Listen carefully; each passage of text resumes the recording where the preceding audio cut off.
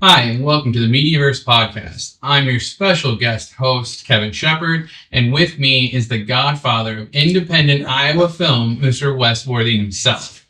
I was kind of hoping for a bigger introduction, but I can go. If that's all you had the energy for. Yeah, that's all I got. That's all I got. It's great to be here. Good. Well, it's good to have you. So as I said, the godfather of independent Iowa film. So one thing that we see a lot on social media with the Iowa Facebook pages and things of that nature is people always have different projects coming out, and one constant voice of reassurance and just letting them know that they're going to be able to do this project and just to help them along the way seems to be your name with comments and shares and things of that nature. What is it that you look for in a project that really stands out? Oh, well, I appreciate that. That means a lot to me. I think over the years, through like Kickstarter, Seed and Spark, Indiegogo, I believe it's 20 plus films that I've supported that I did not have a creative input into, I support a lot of films. I think mainly because I am my father's son. He was a very generous man and of his time and resources. And it still excites me. Iowa film still excites me. To be here and see a lot of what you guys have going on here at Mediaverse is fantastic. Thank you. This is my second time back since your open house in October. And so I'm anxious to see what improvements have been made. I already noticed a few just walking through. So, right. But as far as the support, and what I look for, I would say first of all, I usually support more in the years where I personally don't have a project going on. Okay. Where I don't have to, save my budget for my projects. Right. I've gone on Kickstarter and typed in Iowa film just to see what's going on out there. I hope they have improved that because it's usually, I don't know, it doesn't really direct you to Iowa films, unfortunately. I would say, just for an example, when Ali Noel had Southern Friend Silence or Rosie's Necklace? Rosie's Necklace. Rosie's Necklace. Yes, thank you. I didn't know who she was. In fact, I didn't know who you were when you had, I think it was Shut the Box, or maybe it was the one before that. No, it was Shut the Box. Yeah, that was the first one. Yeah. The pitches were great. For Allie's, it was a generational story. I love generational stories, and it was a great pitch. And I can get behind that. I think there were a few names on the crew too that I was a fan of, and I wanted to see them continue to work. For Shut the Box, again, another great pitch. It was really creative. I didn't know anything about this game, but it sounded really fantastic. And again, I think Michael and Brittany, names were attached to that. I had watched some of their previous work. It's like, I want to be part of that. But usually it's a pitch, great pitch video, great synopsis. If it's something, especially if the writer director tells me and the rest of the world what's the important thing about writing that particular story or making that particular project. I want to know the passion behind it, and so that's a biggie, right? As far as that goes. Yeah. Right. No, that's really cool. And so I noticed too, because again with Shut the Box, it was for me it was my first project and my first film festival visits. I've never been to film festivals in Iowa. And so for me, it was really exciting to see a project that, I had done come to life on the screen, and then also see and root for my other, Iowa film colleagues as they have projects up. What is that like for you to have your project in a festival, one that you did, like, for example, Wilt? That was in a festival, but it was also along with other ones that you had backed as a supporter. So what is that like to see your stuff up there with a project you supported? I mean, it's a great feeling. Yeah. It's yes, I'm cheering for my own, but I'm cheering for everybody else's too. Even ones I don't have my name attached to. An example, I was at the Snake Alley Festival of Film in Burlington a few years ago, and Wilt was in the same block as Flava from Terrell Christie. Oh. And we had a vote on, each block, your favorite. And it's like, I'd love to vote for my own, right? But I'm not gonna, because I love that, love that movie. Yeah. And so, Terrell got one of my votes too.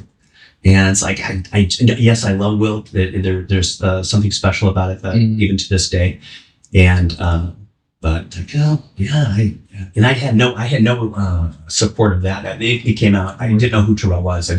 It just came out. It's like I was blown away. And so as far as projects that you're attached to, you do have a feature film coming out that you were attached to. You had a few days of filming with Mr. Isaacson on Until the Music Fades. yes. Tell us about that project. Oh, that was a fantastic experience. Yeah. First of all, over the years, I feel like I've been pigeonholed into playing nice guys, the good guys. And so it was refreshing to play just an a-hole and just somebody. In every single scene, my character is threatening somebody or grabbing somebody. And even though it was challenging, it was still, it was a blast. And a lot to do with the great crew involved and making everybody feel comfortable. I think they did a wonderful job with helping the young actress Nora feel comfortable, and the actors too. Rob, of course, great to be with her, and he's wonderful. And it was a fantastic experience. Yeah, for sure. Now, when working on a project, is there really a difference for you as far as whether it is a feature film and you have a little bit of a role as opposed to maybe a short film where you have a larger role? Do you prepare any differently? No, I would say not. I do like most actors do, or I assume they record their own voice. And for example, on my phone, I'll record just my lines initially and listen to it in my car while I'm driving, listen to it at work, and just kind of get those lines in my brain. And then I will record my voice over the other lines, and then just play with the lines a little bit and hear it back. And other than that, I think about intent. What is this particular character's intent? And it could be something different from scene 3 to scene 20. In this particular moment, what does my character want or need? Right. Are they going to be lying to get what they need? Are they telling the truth? What is their intent? And if it's not terribly evident, then I'll talk to the director and I'll say, tell me more about this particular scene. Can we maybe fidget with the dialogue a little bit? I don't do that a lot. I know directors want and other writers, right? Their words are sacred. I get that. Right. But I think the best directors are the ones who are flexible and will work with the actors. So right. Yeah. And to kind of correlate that into from a writer's perspective. So you're talking about as an actor, you'll read a couple lines and like, what is the intent? So as a writer, how do you go about making sure that that the intent is clear on script? And then if you feel it's clear, how are you with the actors and the director if that's not you? You know what I'm saying? How do you work that from a writer's perspective? I think there's several parallels between writing and acting. The writer, in my opinion, needs to peel back their skin. Unless they're writing something that's plot driven, there's no deep theme, right? Which is completely fine. I think it can be quite entertaining to do something like that. But I guess in talking about films with a deep theme, a message, the writer needs to become vulnerable, because that's a word that actors use a lot. Is they look at a script and how can I, I'm going to have to be really vulnerable in this moment.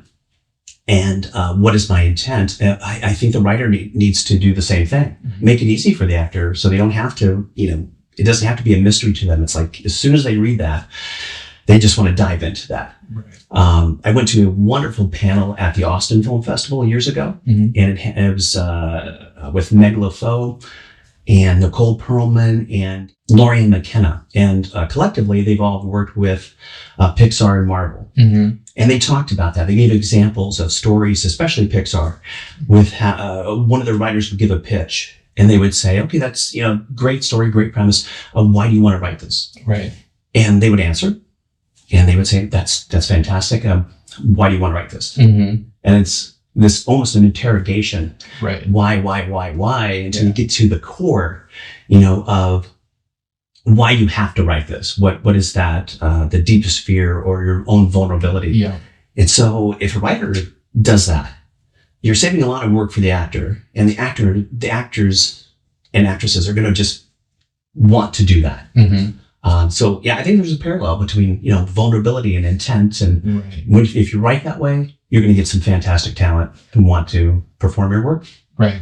Yeah. Oh, well, good answer. Good answer.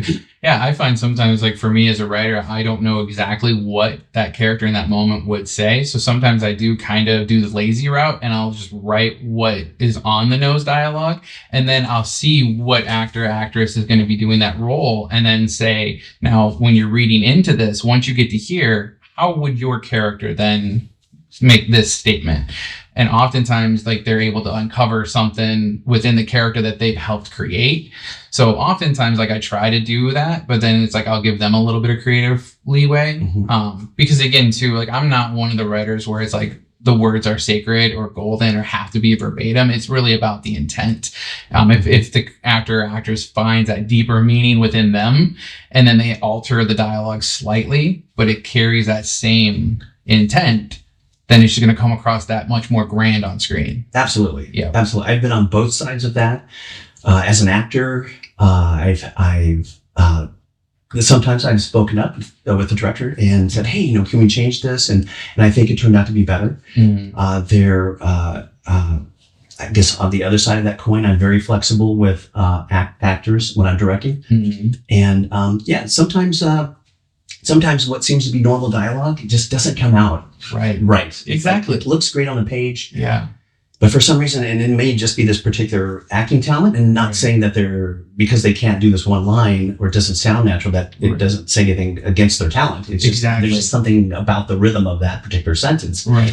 And it's like, let's try something different. Right. It's in fact, when I'm directing for a stage play, I will tell the actors, okay, don't tell me anything if you have a new idea, and just do it. Right. I just want to experience it. Like I'm sitting in the audience and I'm seeing this moment for the first time, because I want to see how I react to that. Right. And the play that I had that came out last year called The Power of Love had fantastic acting talent in it. Arlen Dulesky, Stephanie Schneider, Dane Van Brocklin, and Jordan Clemens, and Gabriela Fuentes.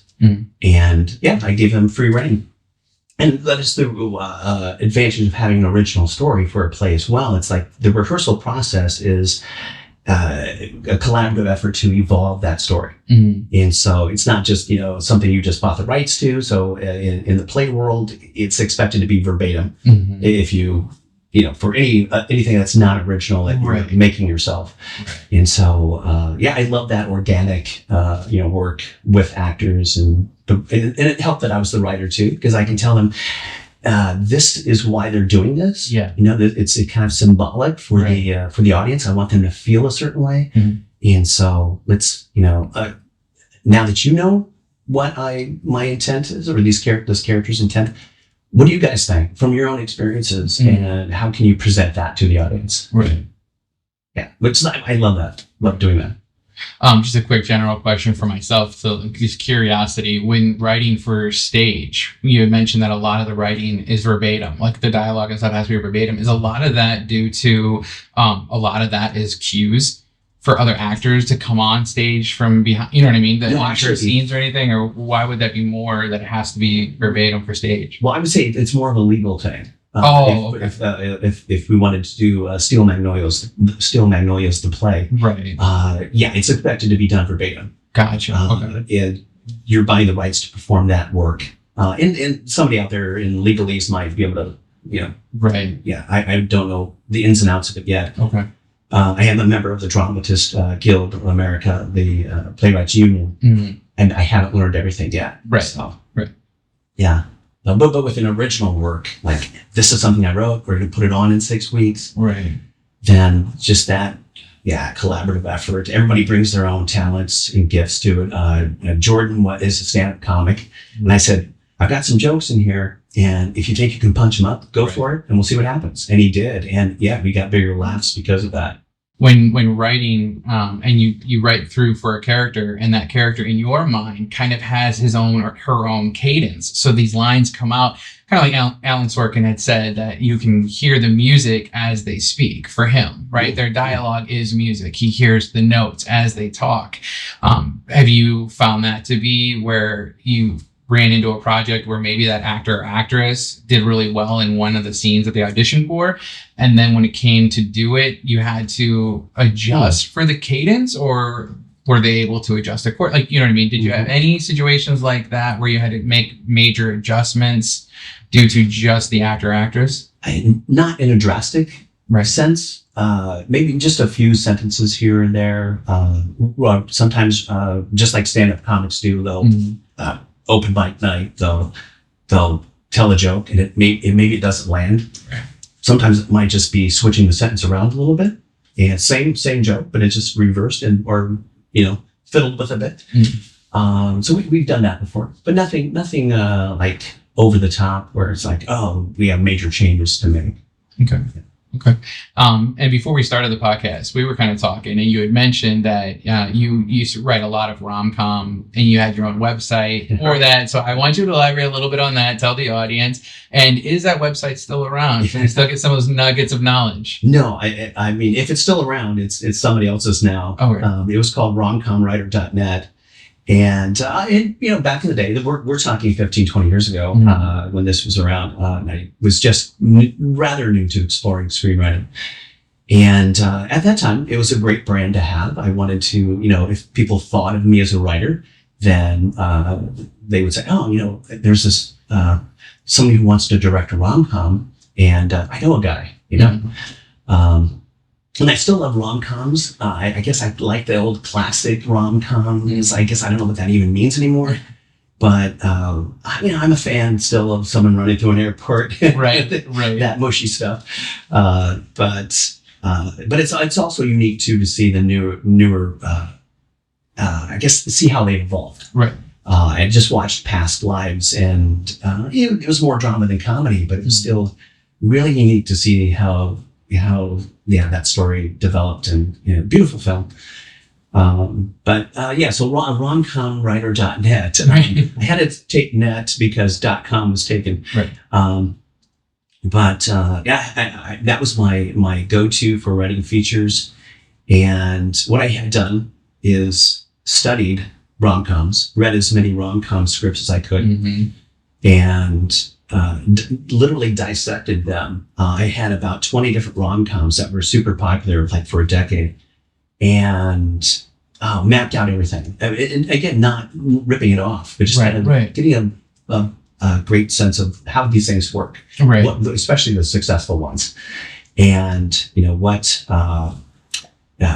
everything from what city, what was the occupations of the characters, who met, or just the ins and outs of their lives, and the dynamics of a rom-com, where the beats hit, do they meet immediately or not until the middle? Well, whatever. Right. So really just dissecting it, which I suggest to any writer. If someone loves writing horror movies, they should do that. They should read as many horror scripts as they can and watch as many horror movies as they can. Right. And just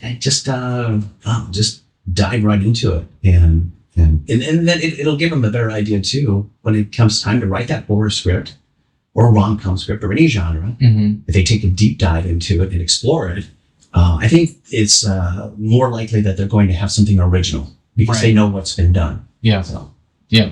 And when you dissect scripts and you read the scripts, even some of like the older ones, because even a couple of years ago, it seems like from a writer's perspective that like the formatting changes and certain things are different. Do you find it easy to kind of shut that switch off in your brain that this format won't be as to quote unquote standard today, and just to kind of leave that behind and just get to the story to dissect it? Or do you kind of get hung up on how the format's changed? Not necessarily. I don't think I get hung up on it. I mean, if you listen to the podcast where it's legitimate screenwriters talking, like Script Notes or the Screenwriter's Life, two great podcasts, and they mostly say the same thing. There is a format to it. Yeah. But it's okay to say we hear, we see. It's okay to say, overkill might be a stumbling block, but otherwise, the rules are, I've read some scripts that are like totally whack away from the format, but still successful. Yeah. As they made, and I'm talking like movies that we know, Hollywood movies, Right. and reading the screenplay to a few of them, like, this is alien to me, but it works. Yeah. And so no, I don't get hung up on that. But what do you do? Do you ever, yeah, for me, it's like I have to find that switch and be like, I'm not doing this to read it for quote unquote enjoyment or pleasure. I'm doing this to learn, like, where are these beats at? How do they come across? And one thing that I like to do too is you'll see on YouTube where they'll do like a screen or script screen where they'll show the script read as they're seeing it. And I'll kind of do it backwards. If I see a movie and there's a certain scene, I'm like, that was really cool. I'll go back and find the PDF of the script online and say, how did they do that? What is the verbiage? What's the order? Because that's one thing I noticed too with writing is you can look at like a 3-line action sequence in a film. But then like that will explain what you're seeing on screen, but it takes a little extra to get there. Where then if you go back and research it, it's like, nope, if you move this end of the sentence to the beginning, move the middle to the end and the beginning to the middle, it paints that different picture. Yes. So it's just like the strokes of the paintbrush determines what painting you're going to get in the end. Right. And I think the only hard and fast rule that when I'm doing my own writing is, and it's what attracted me to screenwriting to begin with. It's just because for a while, years ago, a couple of decades ago, I thought I was going to write the great American novel, and it was horrible. And it was literally horrendous. It couldn't have been that bad. It was, I hope you never see it. But I was back then very big into, and still am, into mysteries, the old school Agatha Christie mystery type whodunit stuff. Right. And I was going to write my own. And so after a while, I thought, I'm not enjoying the process of writing this book. Right. Why don't I just write the movie? Right. But this was a few decades ago, pre-internet.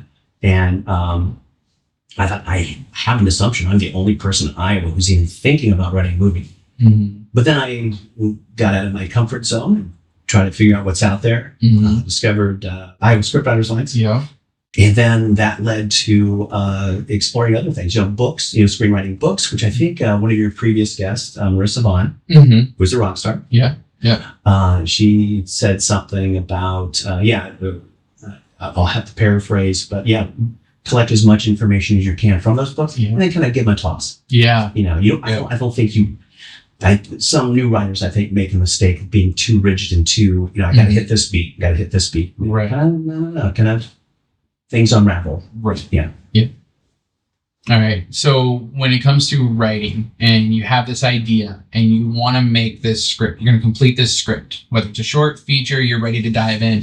How do you do it? Do you focus on structure? Do you use an outline? Right. I don't mean structure like this has to happen, but like, do you outline it? Do you dive right in and you're like, these characters are going to take me on an adventure? How do you approach it?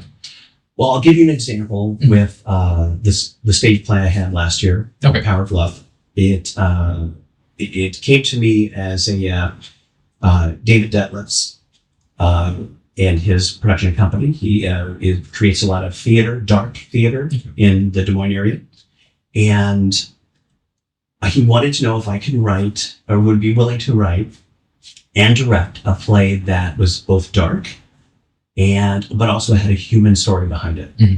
Of course, I got to do this. Right. And so that particular process, I ask a lot of questions. I will literally get a journal out and a pencil and go to town. For that, I had about 12 pages of questions. Now, not on every single line. Right. My notes are sloppy. Some of them maybe only had 5 questions on a page. But I was just trying to crack the mystery of what I wanted to write. And so for me, I started with subgenre. I knew it was going to be dark. I knew it was going to be a horror. But what kind of horror? That was the first mystery. The last play that they performed was like a spiritual possession. So I wanted to avoid that just for the sake of variety. Right. And what I wrote down, I think nearly 20, maybe more of just horror tropes, the vampire, werewolf, zombie, etc. And I decided to write a story that took place in the underworld, kind of a retelling of the story about, like a mythical story. And basically, in a nutshell, it's the Prince of the Underworld, played wonderfully by Arlen Dulesky. who sends a demon and a witch to our world above the above world here to steal the power of love from soulmates and bring it back to them. Okay. And it's also okay. I'll answer your question first before I get it. So the process, asking the questions, narrowing down the subgenre, right? And then I did a few practice outlines, very loose. And just trying to figure out what's missing. Now, I've got the mythical thing. I've got a few characters, and then it's like, what kind of tone? You know, if I wanted to write a high school movie that had elements of humor, right? You know, there's a difference between Booksmart and The Perks of Being a Wallflower. Right. You know, both high school stories, both with elements of humor, but they are different in tone. And so it was just narrowing down step by step the basics, you know, I guess the no-brainer question people should be asking writers. And it wasn't until I wrote down the question, what does this story become from the antagonist's point of view? You know, not the soulmates, but from the Prince of Darkness. Right. And then it just, the light bulb went off and it was just off to the races. Okay. So you're more of a, you know, you get the story, you do the research, and then you just kind of find that, like, that subgenre, like you had said, but then you are more of a character driven, because then you kind of find out where your characters are coming from, and then you kind of plot them throughout their story, and then you come back to what puts them where they need to be to make the story play out. Possibly. Right. I guess it depends. For that one in particular, for this, the one I just made an example of. Right. For that, it was getting, again, the point of view made a huge change to where it was going to go. Right. But then it was a matter of, okay, what is this Prince of the Underworld going to do? What is his perspective? Well, he wants to keep people together who are true soulmates, but if they're not, he wants to break them up so they can go find soulmates, have a stronger power. And so it was very interactive. Arlen went out into the audience and was very in their face kind of, and that was purposeful because we wanted to challenge the audience. And this is going to sound like I have a cynical attitude toward love, but it's the opposite. But challenging the audience members to ask themselves, are you in a relationship that you're getting exactly what you deserve? And is it a true love? You know, whether you believe in soulmates or not, or are you spinning your wheels? And do you really need to think about, you know? Right. And so I went into it telling the actors, you know what? I'm hoping after the production that a couple of weeks afterwards, I hope I get an email from someone who says they're getting a divorce. Oh no! Right. And I meant that in a good way.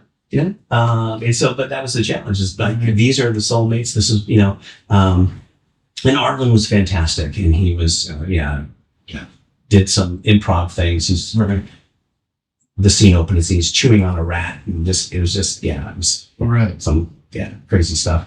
But talk about audience and viewer reacting to your work, and you want to see an impact that you had on them. It's like, so when's the divorce? Like, we did our job. Yeah. That's so funny. That is really, really good. So we talked a lot about writing, and we start off talking about some of the acting and things, because one thing for you is you've done a lot of everything, right? You've done some directing, some editing, some producing, some acting. Where do you feel throughout that whole process, like, your heart lies? What do you really like to do with that? Like, where is your heart? I would say, so many filmmakers on an independent level, we wear so many different hats. Right. And I would say my top 3 favorite hats to wear is writing and acting and actually editing. Okay. And I'm in the room with one of my favorite editors, Michael Huntington. But you know what? He probably knows all the bells and whistles and shortcuts, and I don't. I'm very old school when it comes to editing. I mean, I have Adobe Premiere Pro, but not online. I mean, it's like an old CD years ago. Right. I don't know the shortcuts, but compared to how, years ago in college, and I had a radio broadcasting degree, and in my senior year, just to kind of give you an idea, in my senior year, these fancy things came out called compact discs. Oh. And that, were like space age technology, or played music with a laser beam. Right. And so we had reel-to-reels Mm-hmm. and single track cartridges and vinyl, and to go into the production studio and make something. Right. There were no digital anything. Right. Right. So even though I'm a crude editor, I do love it. Mhm. I think that's my attraction to writing, is that's where the story is built, and then editing, the tone and story can become something completely different or vastly improved. Right. And so mixing sound, mixing music, just trying to make it as crisp as possible. I just love it. So that's probably my third favorite, is editing. Okay. All right. Kind of go back on the editing a little, or not editing, back to the acting a little bit. Because one thing that I was interested to see is that, we'll go to acting now. For you, you actually participated in a 48-hour film challenge. Oh, yeah. This last year. How many of those have you done? And for you, what do you enjoy? Do you enjoy them? Do you loathe them? Like what, right? Was it a favor to somebody? Like, why did we see you in a 48 this year? I have friends who say they hate doing the 48, but they come back every year. Yeah. Yeah. I think some of us can concur. Yeah. But strangely, that was the first one I've ever been involved in. Really? Yeah. That was the first 48. Yeah. I just, usually by July, I've got other things going on. Right. And when I usually have it. And, but I think the one I was in was actually in October, I think. I think it was the horror 48. The horror one. Yeah. Yeah. Okay. It was actually fun. It kind of reminded me of how filmmaking was for me personally years ago, where not only am I an actor, but I'm also holding the boom and also writing it. Right. And just, there's all these, guerrilla filmmaking at its finest. It's a blast. It's fun. It's fun. I had a real good time. And, now that I've experienced it, I can think of things that next time I would suggest this, and this. Right. Yeah. Yeah. It was great. It was, acting wise was quite easy because I didn't have lines. A few generic lines. A police officer walking into a house and looking for someone, and that was actually a police uniform that I put together years ago for a film, Dying of the Light, that Robert Doff wrote. It won several different Iowa awards back in the day. And I was a police officer in that. So I just had a lot of fun just putting that together. Right. Ordering parts and pieces and patches online, and just, I actually went to a local police station and said, hey, this is who I am. Nobody important, but I just want to talk to you about police stuff and what a uniform should look like. And, but I also don't want to get arrested for impersonating a police officer. Exactly. Can you help me? Right. Right. Yeah. Where is that line and how do you walk on it? How am I going to do this and get away with it in case I'm out in public? Right. Right. Okay. All right. And so you kind of took us a little bit into your younger years in high school with the introduction of the compact disc when that was brought out. One thing that I noticed for you is you spent a lot of your early years traveling the world due to your dad. You mentioned him earlier about his career, and his career was in the military. And so you've been all over the U.S., Hawaii, even Germany. Yes. What was that like? How old were you then, and what was that like for you? Well, I was in, my dad served in the U.S. Army. He was and when he retired, he was a first sergeant in the 1st Infantry, 2 tours in Vietnam. And I spent kindergarten in Iowa, and then didn't come back until the 8th grade. There you go. And when I came back in the 8th grade, we had already been at 8 different schools. Right. Just a lot of traveling. State of Virginia was in there too. And I guess my advantage to doing all that traveling is I have a twin brother. I have an older brother too. But with a twin brother, there's always going to be somebody in your class, even though you're the new kid. Right. Yeah. And so, I pros and cons. When it came time to, I made a decision if I wanted to join the service or not, and I decided not to, simply because I just wanted to be planted somewhere. Right. And I just all the moving. If I'm going to go somewhere, I want it to be because that's where I choose to go on vacation. Right. Right. Right. Not forced to go somewhere. Right. So. Okay. And so clearly, that lifestyle as a child impacted your decisions now as an adult. I want to say grounded, rooted, find your place. Did you pull any inspiration from any of your past projects, from things that happened when you were younger and just experiencing all that travel and things. Did anything stand out or? The very first feature screenplay that I wrote was based loosely on my experience growing up on a military base in Hawaii, and very loosely based on it, but actual locations, similar circumstances. And that was a story about basically two kids, two abused children who make a pact. One wanted to get closer to his father, who was a bit distant, and one wanted to escape his abusive father. And so they make a pact together to help each other. And again, very loosely based on my childhood. And my dad was a wonderful man. But I guess they initially starting out, they say, you write what you know. Yeah. That's what I knew. That's what I wanted to, I guess I was in the frame of mind to write about. And it did well for a first-time feature script, and well enough for me to want to keep doing it. And so, with just the different screenwriting and things like that, did you find yourself early on in your screenwriting career submitting to contests and things like that, or were you just kind of writing for yourself? Where were you at, and how did it progress? No, when I made the decision to take my writing serious, I was submitting to a lot of different competitions. And the one I just mentioned, placed in the, at that time, the Writer's Digest annual writing competition was more significant, bigger than it is now, that I can imagine. I don't hear about it anymore as far as that goes. And my first one placed in the top 100. And the second feature I wrote, same competition, placed in the top 20. The third feature screenplay I wrote, submitted to the top 10. And so with that progress, I submitted to other competitions. And at first it hurts when something doesn't get accepted. Right. But you learn after a while, especially watching peers as well as not just yourself and your successes and failures in, screenplay competitions, but, just watching them, what they go through. I had a friend one time who had a screenplay that wasn't cracking any of the competitions. He was about to give up, and then all of a sudden it took first place, and it was I can't remember which one it was. It was one of the bigger competitions. It was not the Nickel Fellowship, right, but he won 10 grand off this. There you go. This competition, that other competitions didn't even get past round one. Right. So you learn quickly that it's all subjective, and you try to get over it, you try to improve, and keep moving forward if it's something you're really passionate about doing. Yeah. Yeah.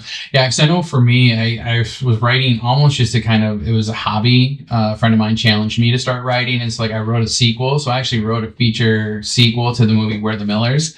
So I broke the number one rule of a new screenwriter is you don't write off somebody else's intellectual property. You create your own, because there's nothing I could ever do with it, no matter how good it was. But what I will say is when you read that sequel, and when you read the script, you'll wonder if you saw the movie the right way or not. Because I used a lot of that movie to verify my idea and my direction for the sequel. Yeah. And so like some of the things like I throw at the readers is like I backed it up with the original. So they're kind of like, wait a minute. So did you read the screenplay to the original, or going off just the visual or the movie? Yeah, no, and that's another thing too. I was new. I just went off the movie because like I could at that time I could recite the movie almost word for word. And that was when I really started to identify when I started doing that. And then listening to information from Alan Sorkin, like you could hear a cadence in the dialogue with We're the Millers. And so each character had their own little cadence. And so for me, it was a cheat as a writer because these characters were already developed. So I didn't have to develop any characters. I added my own throughout, but yet when you write off your own info, you have to start by the whole character development and things like that. Where here I was able to borrow from them that were already done. Now, I think that sounds like a fun experiment. Yeah. I think that would be fun to, try. Yeah, it was a lot of fun. So especially if it's the source material is something that, is something that's your favorite. Exactly. Especially. Yep. I honestly never thought about that. I think it's, if you have the time and energy to do that. Right. Yeah, go for it. Yeah. And so when I was here and people like in not chat rooms, that's how old I am. We actually have chat rooms, on Facebook pages and things like that. They would talk about, that was stupid, it was pointless, you're never going to do anything. And I'm like, I'm not going to make $1 million off of it. I just did it to get myself going. Mhm. And then I came to find out that that's the way they used to do it when these screenwriters were up and coming. They would submit episodes of like X-Files and Yes. TV shows and things. Yes. So that's kind of what they did, and I didn't even know about it. And then here I did this as my own, as a challenge from a friend of mine.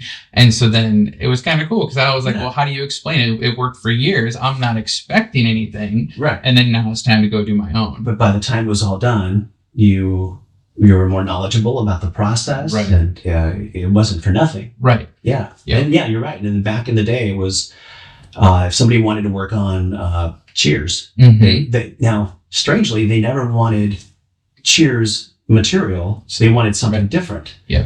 From another TV show that's fine, but not the one they're doing. And I think that's changed now. I think Mhm. people actually, I think they do want, are totally fine accepting material from their own show, Right. as far as I understand anyway. Yeah. I think I heard that on a podcast or something. Yeah, because I think it's something more too. Is it's that's almost more likely to get you in the writer's room, because if you can already write in their format, you can already write in like that window. It seems to make sense. I always thought it was weird that they didn't accept, in their own. Yeah.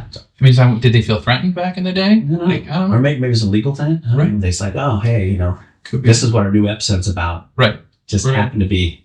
And then you get somebody wanting to be on Married with Children as a writer, and they're sending in Cheers scripts, and then somebody on Cheers is sending in Married with Children script. Like, Yeah, right? right. I don't know. So we talked a lot about the different writing and aspects and so on. Let's channel into directing real quick here. So we talked about Wilt as far as a short film that you directed. Tell us more about that. Yeah, absolutely. Wilt started off, its origin was unique. And I decided one day to experiment with starting my own competition, just 1 year to see how it, what would happen with it. Mm. And so I created a competition through Film Freeway, and looking for screenplays, short screenplays, and the winning script would be produced into a film. And we did not receive a lot, and I didn't expect a lot. Some guy from Iowa nobody ever heard of. I'll make your film, but I want your $25 fee first. Mm. But I also definitely made sure whoever was sending in the fee would get feedback, very serious feedback, 3 or 4 pages worth, just their short script. They were getting something out of it. Mm-hmm. And the winning script was actually from out of country. We received a handful of screenplays from out of country. The majority were from the U.S. and Canada. And I can't recall, I think it might have been Brazil, where the writer's from. But there was something about Wilt that I kept coming back to, when I was like, when I had to pick which one to make. Mm. And I liked all the symbolism in that story. And I guess for people who haven't seen it, it's a basically witnessing a character going through the stages of grief, following, like, being ghosted.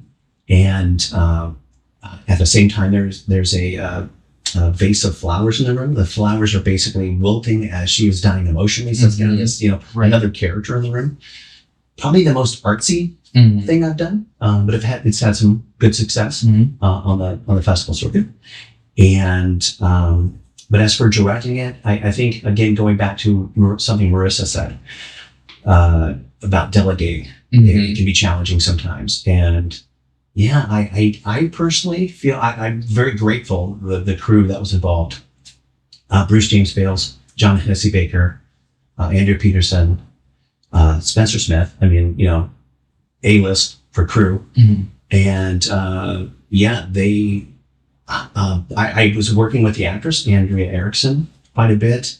And I think I got lost in the shuffle as far as delegating. Mm. But with Bruce and company on board, I think Bruce is, obviously gifted behind the camera, the lens. Mm. And I also think he has an innate ability to read a room.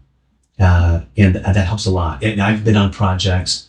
I was in a feature film last year that I'm hoping we'll see the daylight this year. I hope it will make its premiere. Not for me to say, I'm one of the producers. I was an actor on the show. But again, Bruce, in that oftentimes, made sure everybody's still communicating. Mm. And it was just a fantastic crew all around, and acting talent as well. I wish I could talk about that, but I can't. Right. But I will just say, if that does come out, I may never be cast in a nice role ever again. So we're gonna see something good. It's pretty intense. Yeah. Unlike and Until the Music Fades, where the character is outwardly abusive, this other character is quite manipulative, gaslighting, just a scoundrel. That's interesting. Yeah. I'm hoping it comes out. Right.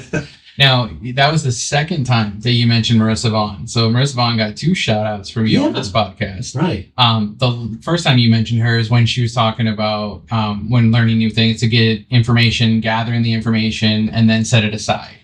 And so that kind of correlates into writing, which you've done a lot of. And one thing for me, I noticed that there has to be a time as a new writer that you have to tell yourself you've gathered enough information for now. Otherwise, you'll never get out of your own classroom. Right. What advice do you have for anybody who's wanting to write or somebody who's getting started but just needs a little extra advice? Well, it's different nowadays where there are several dozens, if not hundreds, of podcasts to listen to, YouTube channels. There's a lot of knowledge out there. So step one, take a deep dive into all of that. Seek out professionals, not so much the gurus who some of you've never heard of who claims to know something, but also open your mind to the world. And, when I hear new writers saying they've lived kind of a dull life, they don't have a story to tell, but they know they want to tell some sort of story. My answer to them respectfully is that they're wrong. If you've ever fallen in love, you have a story to tell. Right. If you've ever had your heart broken, or you witnessed someone being bullied and were too afraid to speak up, any type of, everybody has a story. Right. No matter how dull you think your life is. Start with an emotion and then build your world out from that. As far as craft-wise, again, the books, there are books out there, and read screenplays. Back in the day, we really had to search for scripts, and now it's quite easy. I'm actually 3/4 of the way of reading The Holdovers. I haven't seen the movie, right? But I want to read the script first, and then I want to watch the movie and see what changes happened. Right. So, I think that's. I mean, you're a newer writer. You're probably up on things that I'm not even aware of. So, I mean, what's your advice? Yeah. My advice is just, start writing right away. You're not going to be able to have a good script until you have a script, and a bad script is better than a no script. So get it out there, get it down, and just kind of keep rewriting it, keep piecing it together, push yourself a little further. I love rewriting. Yeah, I love rewriting too. I love editing, rewriting. Look at a big screen. Yeah. I hate that. I assume most writers do, but when it comes to rewriting, because whether it be a day or a week since you last look at it, what you're writing the day before, or a week before, a month, whatever. Right. The mistakes you didn't see the day before, they just seem like they're embossed on the page. Right. That's like, boom, that's what I needed. But I had to wait a little. Yeah. Yeah, I love the analogy I gave earlier about the paint, the brush strokes of a painting, where when you read the action line, or for me, it's like a rewriting and edit, where the writer had what they needed. It just needed a little bit of polish, and then it just popped. And so I really enjoy that. But yeah, my advice number one is to get started. Just put something down on paper, get it going, and then the ideas will follow. And writer's block is nothing to be afraid of. It will happen when you're at that point where you're not quite sure what should, in theory, come next.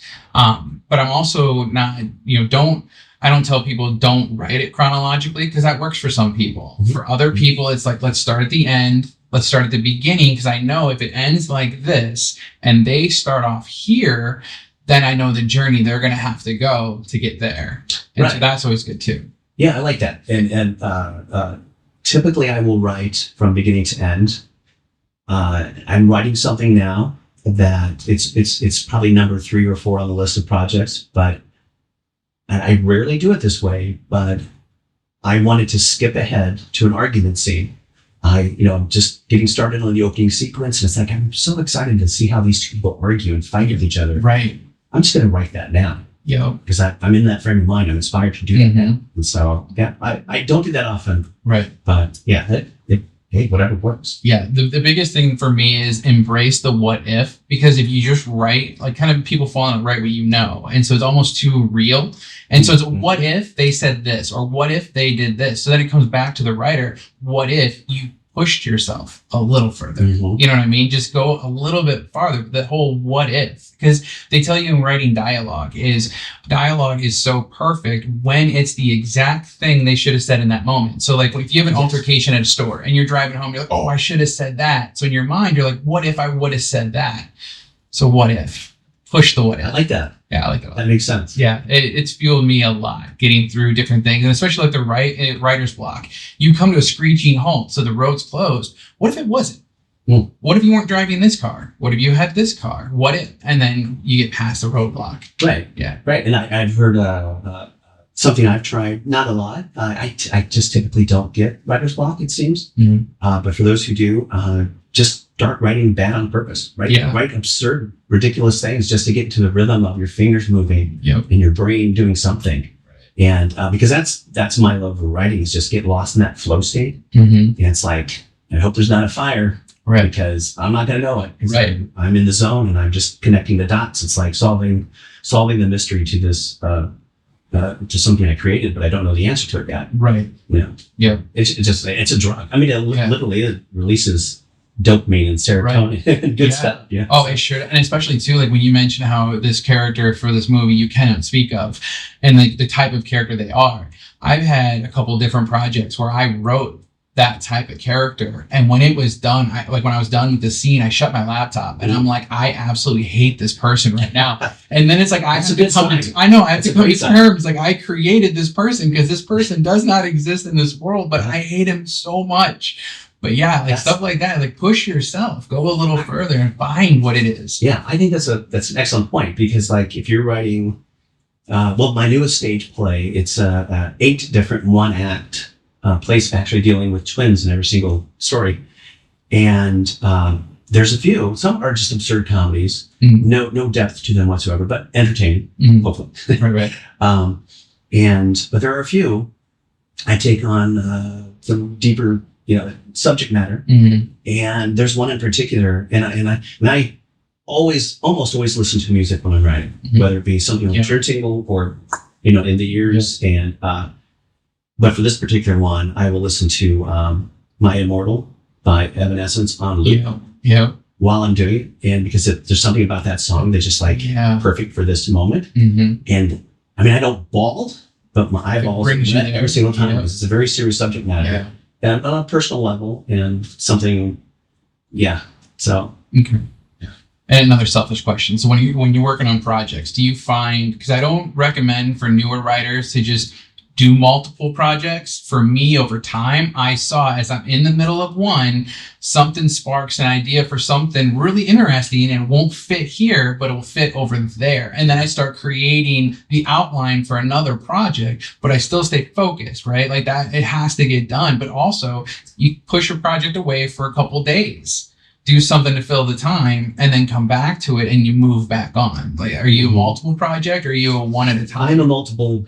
And I wish I wasn't. Right. I wish I could just do one thing and stay with it. And, because it's come to a point where I've got this final project, and it's done, if there's such a thing. Right. And, it's on the circuit. Now I've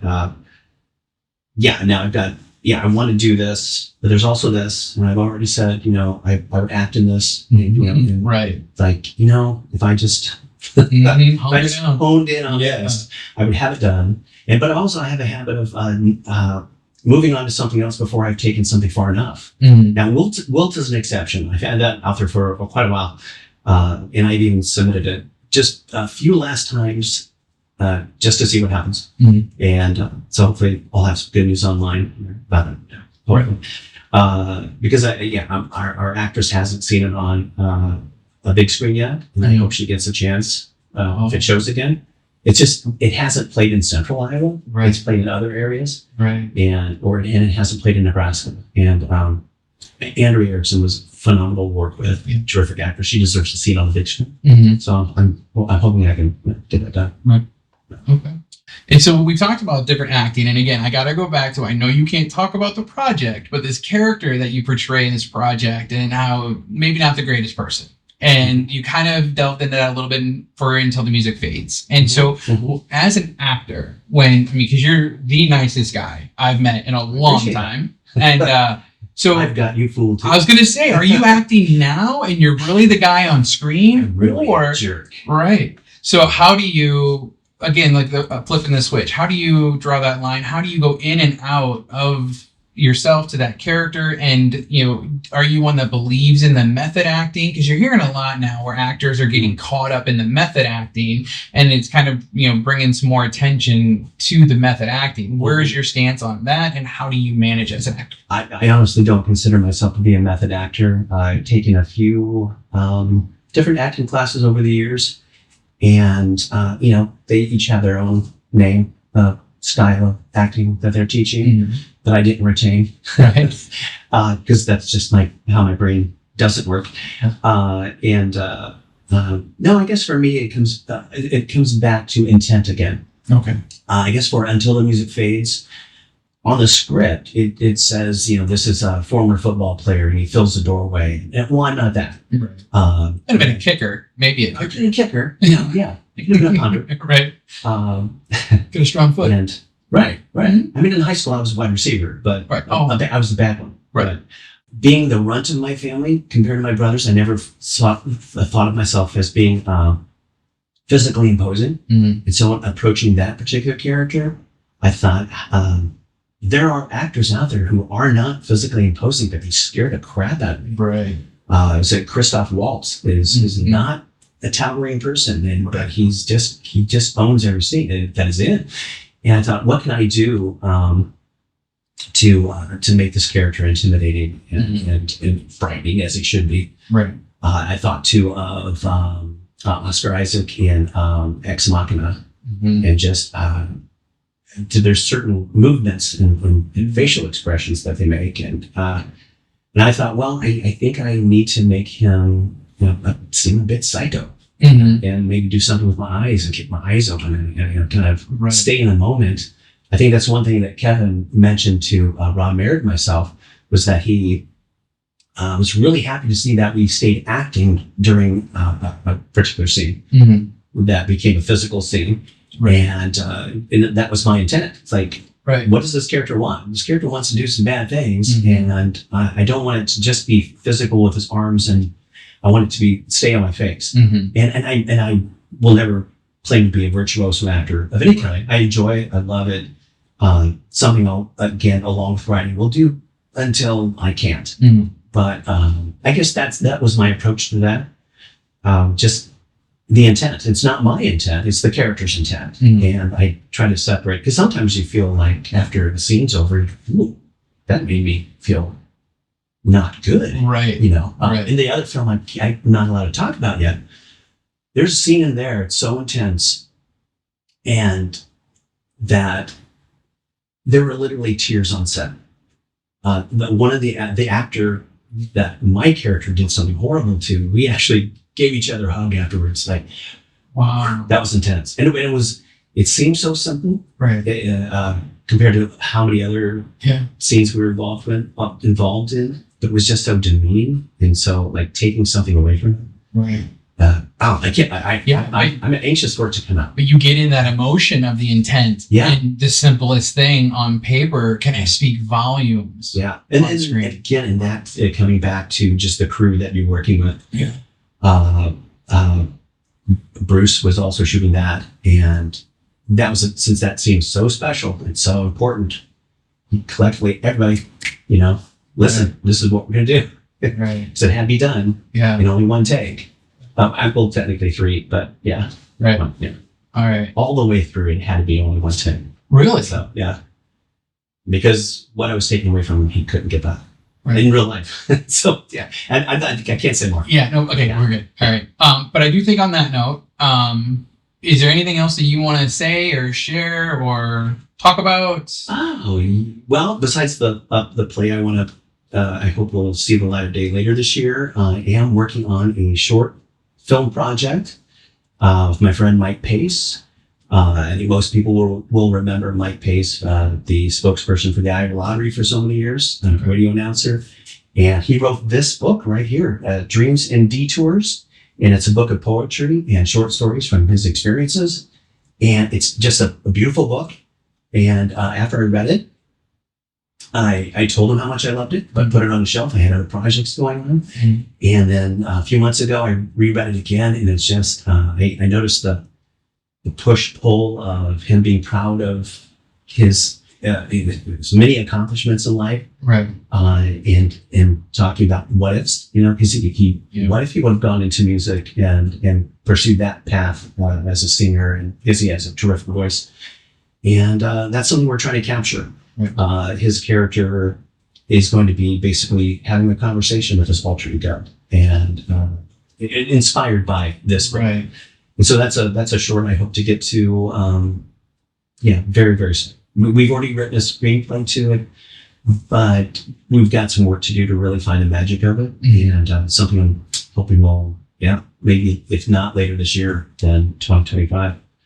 Hopefully it'll be something. And I was just cast in Operation Crimson Night. Okay. Yeah. All right. Well, that'll be interesting. Yeah. I have a role in that now. I'm excited about it. There you go. That is an intense script. It rarely stops. Yeah. And so if anybody is out there and they want to reach out to you, how can they do that? Like, where can you be found, or do you not want to be found? Do you off the grid? If you could cover up my face, block out my face. Yeah, Michael, we're pixelating the face. Okay. I have a Facebook page called Worthing's World, mm-hmm. and I put up my own projects, but I'll also appears around Iowa. I have something going on. I just recently promoted Carson Morrissey's film Salvages coming out. Mm-hmm. Fantastic script, and so I'm anxious to see how that turns into celluloid and experience the audience reaction to it. That's coming up in a few weeks. I don't know when this will come out, but it's soon. And I think that's what I got going on with Worthing's World, and I'm also on Instagram at Wes Worthing. Okay. So with that, I got nothing else. So it was a pleasure having you. Yeah. We're going to have to do this again, whether it's our own podcast or bring you back out when you're in the area. Something that I had a lot of fun. We probably bored a few people out there, but I know. Or that's on them. Or just the two of us going out and just geeking out all night over writing. Yeah, for sure. Yeah. All right. Well, thank you for tuning in. This was the Mediaverse podcast.